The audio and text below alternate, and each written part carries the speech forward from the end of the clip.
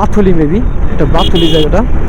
তো এই জায়গাটা একটু ডেঞ্জারাস, এই জায়গায় মাঝে মধ্যেই কোনো না কোনো ইনসিডেন্ট ঘটে।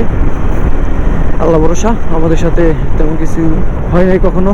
আল্লাহ ভরসা, আল্লাহর কাছে লাখ কোটি শুক্রিয়া এবং চাই না হোক। কিন্তু কইতে কইতে দেখেন সামনে থেকে একটা উকি মারছে কোকিল। কোকিলগুলা, এই যে একটা কোকিলগুলা কই থেকে যে আসে, এসে পুশ করে উকি মারে। আর উকি মারলেই যত ঝামেলা, একটু কষ্ট হয়ে যায় কন্ট্রোল করতে। সামনে আরেকটি স্পিড ব্রেকার আছে। এই জায়গাটা হচ্ছে বাথুলি স্কেল। এখানে আসলে যে গাড়ির মাপজুপ করে গাড়িতে কতখানি মাল নিল আপনারা জানেন। জায়গাটা আসলে বাথুলিতে অবস্থিত। ইতিমধ্যে আমরা বাথুলি ক্রস করে ফেললাম। বাথুলির পরে কিন্তু আমরা বারোবাড়িয়া চলে যাব। বাথুলির পরে একটা সুন্দর রাস্তা আছে, সেই রাস্তাটা আমরা উপভোগ করবো। এখন কিন্তু আমরা আরেকটি স্পিড ব্রেকার সামনে পাবো।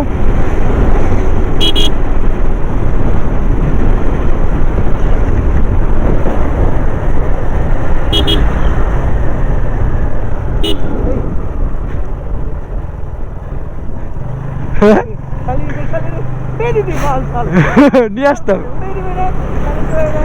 কে নিয়ে আসতাম মাঝখানে ওখানে ভয় না, ওরা নিয়ে যেতেন চলাফেরা করো তো। জেলে আসছি, ইতিমধ্যে আমরা কিন্তু মানিকগঞ্জ জেলে চলে এসেছি।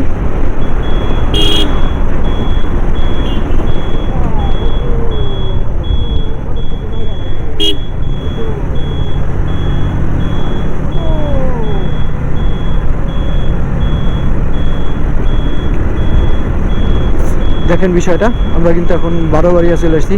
ওই যে বিলবোর্ডে লেখা দেখতেছেন বারোবাড়িয়া, তো আমরা এখন বারোবাড়ি আসছি। আর বারোবাড়িয়া আসার পরে এখানে মানুষজন ফুটওভার ব্রিজ রাখি এখান থেকে পার হয়। এই ব্যাপারটা দেখতে খুবই বাজে লাগে। ব্যাপারটা অবশ্যই অ্যাকসেপ্টেবল না, একদম বাজে একটা ব্যাপার। বারোবাড়িয়া থেকে আর কতক্ষণ লাগবে?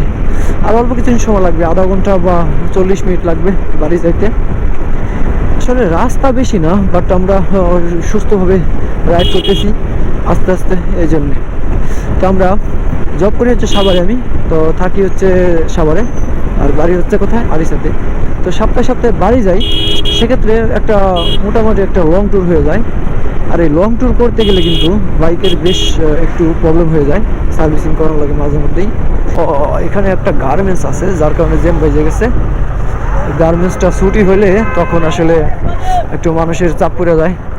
মানিকগঞ্জের রাস্তায় যারা আসবেন তারা ফলো করবেন, একটা খোয়া খোয়া ভাব, মানে খোয়াগুলা মিক্স করে নেয় ভালো মতো। খোয়াগুলা ওরকম রয়েছে,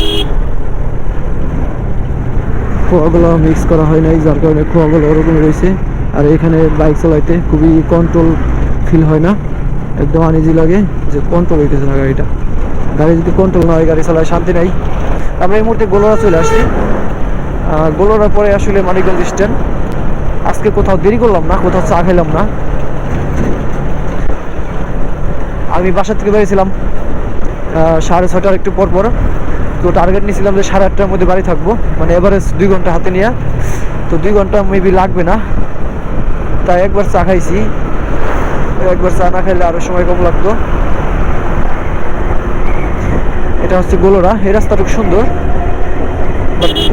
বাট এই রাস্তা পার হইলে তারপরে আবার যায় সেটা আবার সেই খোয়া বিছানো, কচি পাথর বিছানো সেই রাস্তাটা পেয়ে যাবো।